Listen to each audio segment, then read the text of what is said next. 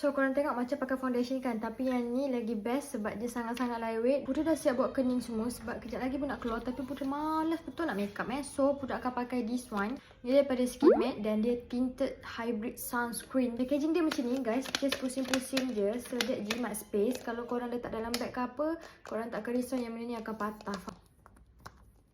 Okay, texture dia macam ni. Nampak tak? Nampak tak? Korang nak apply, kalau korang nak pakai jari, pakai beauty blender ke, brush pun dipersilakan. Tapi Putri lagi suka untuk pakai dengan tangan sebab Putri just nak nampak natural je muka kita, okay? Nampak tak?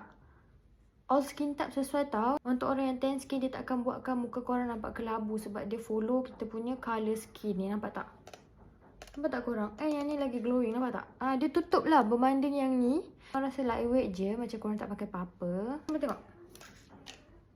Tunjuk korang bezanya, nampak tak? Lepas tu texture dia sangat-sangat smooth and senang sangat nak blend, nampak? Tak ada tiba-tiba ada white cast ke, tak ada, memang smooth je pakai, nampak tu? Ni Putri blend pakai jari je tau. Dia jadi macam ni smooth kan, sekejap Putri nak touch up sikit makeup tu semua. So Putri dah siap makeup, Putri punya kejadian macam ni, memang hari ni nak makeup natural je. Kena grab sekarang, okay?